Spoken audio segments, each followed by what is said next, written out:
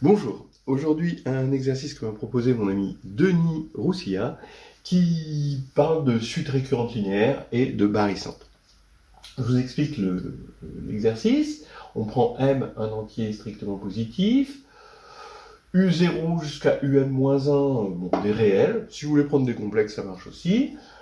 On va se fixer des réels et par récurrence, on va prendre pour UN la moyenne des M termes précédents. D'accord? Donc U indice M, c'est la moyenne de ceci, puis UM plus 1, ça va être la moyenne des réels de U1 jusqu'à UM, etc., etc. Et il faut montrer que UN va tendre inexorablement vers le barycentre de U01, U1, 2, etc., UM-1, M. Bon, alors je vais en proposer deux preuves. Denis m'a dit, donne-moi les deux preuves. Ok, je donne les deux preuves. Alors, une preuve, dans un esprit programme du bac des années 70, ça aurait pu être un problème de bac, voilà, ça aurait pu être le bac 75, quoi, hein, ça c'est ce genre-là, bon, évidemment détaillé, etc., mais ça aurait pu l'être. Et puis, une autre preuve, avec un énoncé des hypothèses un peu plus fortes, et du coup une autre preuve qui utilise de la réduction, avec des objets qu'on pourrait introduire en licence, mais qu'on introduit en réalité qu'en master maintenant, donc plutôt une preuve master 1. Voilà, ça va nous faire voyager dans le temps et dans les maths. Alors, voici une solution, on va dire, élémentaire. Bon, alors élémentaire, maintenant ce serait plutôt L1. Hein. Alors E, ça va être l'espace vectoriel des suites Bn qui possède cette relation de récurrence, de prendre les M précédents et de prendre leur moyenne. Bon, ok. Donc le polynôme, l'équation caractéristique de la suite récurrente linéaire, c'est M xm moins xm-1 moins etc moins 1, qu'on peut normaliser, on peut le rendre unitaire hein, si on veut. Bon, je vais le prendre comme ça pour éviter d'avoir des fractions. Et c'est évident que quand je vais multiplier ce polynôme R ici par x-1, par soustraction décalée, ça va me donner P. D'accord ? Voilà. De plus, R de 1, il est clair que c'est non nul, donc 1 est racine, évidemment, mais racine simple. De plus, toute racine de P est simple, c'est facile à voir, même si en fait c'est un peu inutile, on pourrait s'en passer en tout cas, hein, mais on va quand même montrer que P est à racine simple. Je calcule P', voilà, et je remarque que P' c'est M2 xm-1, et là je reconnais presque moins R, à part qu'il manque M xm-1. Voilà. Bon, donc ça nous fait ça. Ça nous fait M2 plus M facteur de xm-1 moins R. Et ça exprime vraiment que toute racine de P est simple, parce que, bon, 1 est racine simple, mais si on a une autre racine de P, donc elle serait racine de R, eh bien, elle est non nulle, évidemment, parce que 0 n'est pas racine de P, et ici ça s'annulerait, mais M2 plus M n'est pas nul, à cause de l'hypothèse, et ça, c'est pas nul. Voilà. Donc, P' n'est pas nul, donc toutes les racines sont simples. Ok, très bien. Alors, le fait que toutes les racines sont simples, ça veut dire qu'on a une assez jolie présentation d'une base de E par des suites géométriques. Hein. Donc, on a la suite géométrique constante, de raison 1, la suite géométrique, bon, qui commence par 1, hein, toujours, et de raison lambda I, ici, donc ça va former une base de E, c'est bien connu. Et maintenant, on peut remarquer que toute suite de E est bornée, évidemment, puisqu'on prend à chaque fois les moyennes, d'accord ? La valeur absolue de Vn, ou si vous voulez le module de Vn, si vous les avez pris complexes, c'est inférieur ou égal au max des valeurs absolues, ou module des VI pour les M premiers. Hein, ça va toujours être contenu là-dedans. Ce qui veut dire que, en particulier, toutes ces suites géométriques sont bornées, et ce qui veut dire donc que les modules des lambda i sont inférieurs ou égaux à 1. Bon, quelques souhaits. Bon, alors maintenant, on va regarder les racines de P qui sont de module 1, ce qui est possible ici, hein, a priori. Alors, si le module de lambda est égal à 1, P de lambda égale 0, ça va nous faire m lambda puissance m égale ça qui est une somme. Hein, c'est la série géométrique, donc c'est lambda m moins 1 sur lambda moins 1. J'ai pris lambda différent de 1, évidemment. Et ça va me faire lambda m, donc ça, bon, on arrange ça, ça fait lambda m facteur de m lambda moins m plus 1, quand j'ai passé lui de l'autre côté, est égal à moins 1. Donc je prends le module ici, ça va me faire que le module de m lambda moins m plus 1 est égal à 1. Donc faisons un petit dessin, je regarde le disque, on va dire le cercle de rayon m et de centre O. Ici j'ai m plus 1, donc voici m lambda moins m plus 1, et on voit que par Pythagore, bah forcément, c'est plus grand que 1, puisque c'est plus grand que ça. Avec un petit dessin, ça se fait. Donc ça veut dire que lambda égale 1, mais comme on avait supposé lambda différent de 1, c'est absurde. Donc maintenant c'est terminé, puisque un, la suite un, elle est combinaison linéaire de ceci, avec des coefficients alpha i, donc quel que soit n, on va avoir ça. Je vais regarder cette égalité pour les m premiers éléments, c'est-à-dire pour n allant de 0 à m-1, et je vais faire une combinaison linéaire avec le polynôme r. Donc, pourquoi je fais ça? Évidemment pour éliminer tous ces lambda i, et pour ne conserver que alpha 0. Alpha 0, on va avoir fois r de 1, est égal à m um-1, puisque je vais faire cette combinaison linéaire là, m um-1 plus m-1 um-2, etc., plus u0, et donc ça va faire alpha 0 r de 1, et donc ça va nous donner que un tend vers alpha 0, qui va être bien le barycentre de ceci. Et c'est terminé. Alors maintenant, une preuve instructive qui utilise un bagage un peu plus sophistiqué et qui va nous permettre de facilement obtenir des résultats plus généraux. Alors voici la version de l'exercice que m'avait posé Denis, une version augmentée avec une preuve aussi, on va dire, plus côté master, mais ceci dit, on aurait pu adapter la preuve à quelque chose de plus L1 comme tout à l'heure. Hein. Alors regardez, on part de réels, qui pourraient être des complexes, bon, mais on va dire des réels, U0 jusqu'à M-1, AI, une famille d'éléments positifs, I de 0 à M-1. L'hypothèse, on verra ça après. On construit la suite UN par récurrence, on prend UN-M plus I à I, et on prend le barycentre de cette famille-là, d'accord? Et ça nous construit UN par récurrence. C'est-à-dire, donc on généralise par rapport à tout à l'heure où les AI étaient tous égaux à 1. Alors, UN possède bien une limite, c'est déjà ça, hein, et cette limite c'est le barycentre de UI-BI avec BI égale A0 plus, etc. jusqu'à AI. Voilà. Alors maintenant je vais revenir sur l'hypothèse. Ce qu'on veut, c'est que les AI, évidemment, ils ne peuvent pas être tous nuls, sinon on ne pourrait pas prendre le barycentre.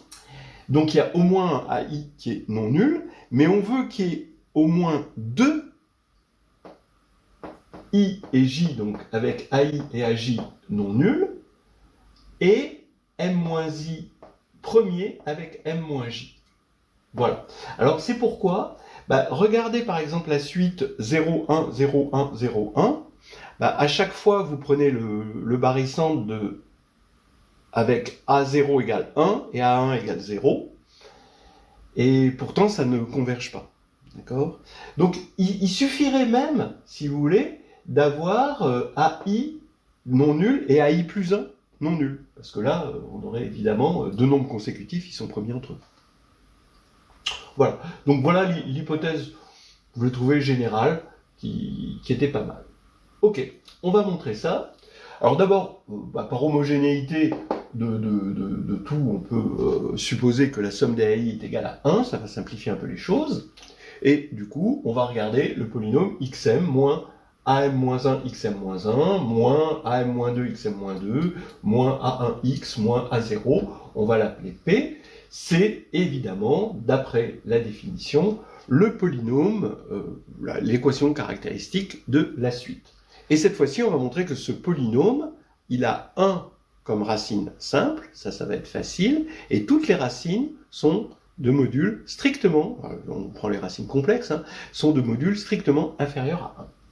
Alors, regardez, on prend la matrice compagnon, ici, du polynôme, qui est unitaire, donc je prends la matrice compagnon ici, la voici, ce qui va faire que cette matrice-là va vérifier que la suite, quand on regarde m termes consécutifs de la suite, qu'on en fait un vecteur colonne, et qu'on commence par un, c'est Cp puissance n du vecteur colonne des m termes initiaux de la suite. Ça, c'est quelque chose de classique qu'on fait avec les suites récurrentes linéaires avec des matrices compagnons. Alors maintenant, elle m'intéresse, cette matrice compagnon. Je vais attaquer les valeurs propres de cette matrice compagnon. Je sais que le polynôme caractéristique de cette matrice compagnon, c'est exactement le polynôme P. Et donc, les racines de P sont les valeurs propres de Cp. Alors maintenant, on prend un vecteur colonne X, on suppose que la norme infinie est égale à 1, c'est-à-dire le max de la valeur absolue des coefficients, ça vaut 1. Comme ici, on n'a que des éléments positifs et que la somme fait toujours 1, la somme des lignes, ça fait toujours 1, d'après ça et ce qu'on voit là, eh bien ça va nous faire que quand on va multiplier x par Cp, la norme infinie va être inférieure à 1, pour l'inégalité triangulaire. Et donc ici, supposons que lambda soit une valeur propre de Cp, donc une racine du polynôme caractéristique de Cp, on sait que le polynôme caractéristique de Cp, c'est P, eh bien ça va être lambda x, avec la norme de x qui est différente de 0, puisque x c'est un vecteur propre, et donc ça nous fait que le module de lambda est forcément inférieur ou égal à 1. Donc là j'ai dû, entre parenthèses, passer dans C puissance n, et prendre les modules, ici pour la norme, les modules des coefficients, le max des modules des coefficients, mais vous voyez quand même la puissance ici de l'approche matricielle, avec les matrices compagnon. Et maintenant, comme tout à l'heure, on va utiliser la stricte convexité du disque pour étudier le cas où le module de lambda est égal à 1. Donc si le module de lambda est égal à 1, le fait que Cpx soit égal à lambda x, parce qu'on a pris pour x un vecteur propre, ça implique cette équation-là. D'accord ? Donc ça, c'est quand je vais regarder ça au niveau de la dernière ligne. Et de plus, quand je regarde ça au niveau des autres lignes, si je pars de x0 égale 1, ça va me donner par récurrence que xi est égal à lambda puissance i. Bon, ça c'est facile. Donc je reprends cette ligne et ça me fait que lambda m, c'est le barycentre des lambda i à i. Pour i allant de 0 à m-1. Bon. Mais, comme lambda est de module 1, ça veut dire qu'on a un barycentre avec des coefficients ici non nuls. Certains coefficients sont non nuls. On a un barycentre de points qui sont sur la circonférence du cercle unité et le barycentre se trouve sur la circonférence. Alors ça, c'est par stricte convexité, ça veut dire que tous ces points-là sont égaux. S'il y en a deux distincts, le barycentre, pour des AI non nuls, le barycentre, il serait strictement à l'intérieur. Et le barycentre ne pourrait pas être sur la circonférence.